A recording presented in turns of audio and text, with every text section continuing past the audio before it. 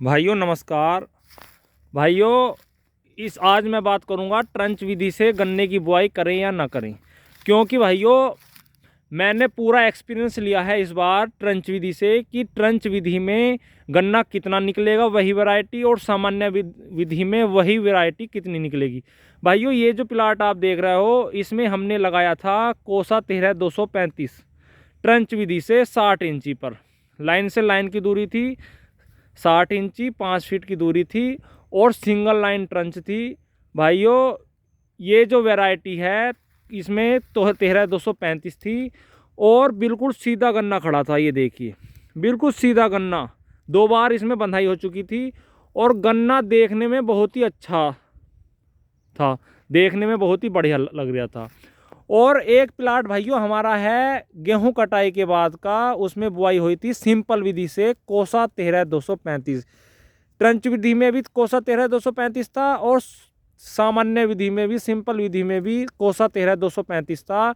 और ये ट्रंच विधि में जो इस गन्ने की जोन सा प्लाट आप देख रहे हो इसमें बुआई हुई थी भाइयों मार्च के पहले हफ्ते में, मार्च के पहले सप्ताह में इसमें कोसा 13-235 की बुआई हुई थी और सूखे खेत में बुआई हुई थी। सिंगल लाइन ट्रंच, 5 फीट की दूरी। बाद में हमने पैर फिरवा कर उसमें पानी दिया था। और जो दूसरा प्लाट है हमारा उसमें हुई थी अप्रैल के लास्ट में, बल्कि मई के शुरू में, और उसमें वैरायटी थी 13-235। गेहूँ कटाई के बाद उसमें गन्ना बुआई की थी सिंपल विधि से, पानी पहले दे के, और जैसे ही जुताव आया खेत वैसे ही हमने उसकी बुआई कर दी। और भाइयों बात रही एवरेज की, क्योंकि 0-238 तो बिल्कुल गया इस बार, 0-238 को तो खेत सूख गए। तो किसान भाई जैसे नई वैरायटी लगा रहे हैं तो ये भी सोच रहे हैं कि नई वैरायटी लगाने के लिए हम ट्रंच की बुआई करें, क्योंकि ट्रंच की बुआई में किसान भाइयों का बीज कम लगता है। तो भाइयों ट्रंच विधि में मैं आज बात करूंगा एवरेज की कि सिंपल विधि में और ट्रंच विधि में कितना एवरेज आया।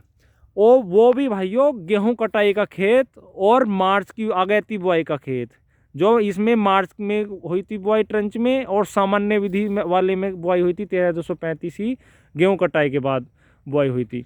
तो भाइयों ये जो गन्ना है आप देख रहे हैं कोसा 13-235, भाइयों इसका एवरेज आया है लगभग 58-59 कुंटल बीघे का, लगभग 57-58 आप मान सकते हैं, 57-58 कुंटल बीघे का एवरेज आया है गन्ने का, छोटे बीघे में। भाई ये छोटा बीघा है हमारे यहाँ पर, और मतलब पूरा 60 नहीं पकड़ा गन्ने ने।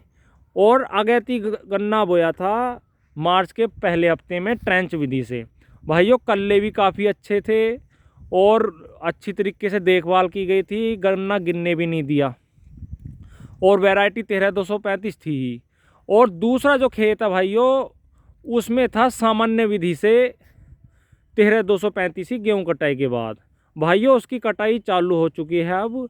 उसका जो एवरेज भाइयों आ रहा है वो लगभग 55 कुंटल बीघे का आ रहा है छोटे बीघे में। भाइयों इतना अंतर है सामान्य विधि में और ट्रेंच विधि में। अगर यही खेत हमारा सामान्य विधि से होता, ट्रेंच ना होता, तो भाइयों इसका एवरेज लगभग 10 कुंटल प्रति बीघे का बड़े आराम से, इससे 10 से 15 कुंटल प्रति बीघे का बढ़ जाता अगर सामान्य विधि से होता ये। और जौन सा खेत हमने सामान्य विधि से बोया है और गेहूं कटाई के बाद कोसा 13-235 वैरायटी, भाइयों उसका एवरेज लगभग 55 का निकल रहा है, जो बहुत ही अच्छा है छोटे बीघे में। भाइयों 55 कुंटल का और जो गन्ना आपका छोटे बीघे में निकल रहा है वो भी गेहूं कटाई के बाद, और वैरायटी 13-235, तो भाइयों अच्छा एवरेज वो माना जाता है। लेकिन अगर आपका गन्ना ट्रेंच विधि में और मार्च की बुआई हो, अगैता गन्ना हो, तो भाइयों अगर वो 57-58 नहीं पकड़े तो भाइयों वो कम माना जाता है, वो इतना अच्छा एवरेज नहीं आया।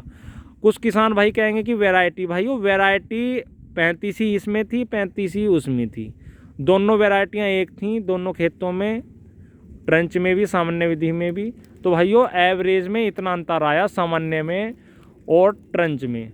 तो भाइयों अगर आप नए बीज की बुआई, हाँ इतना फ़ायदा ज़रूर है ट्रेंच में कि बीज वाकई में कम लगेगा, 1 से 1.5 कुंटल प्रति बीघा लगता है ट्रेंच विधि में। लाइन से लाइन की दूरी अगर आप 5 फीट रखोगे तो भाइयों 5 फीट ना जाकर आप या तो 42 इंची रखें, 3.5 फीट, या फिर आप सामान्य विधि से बुआई करें, उसमें एवरेज बढ़िया आएगा।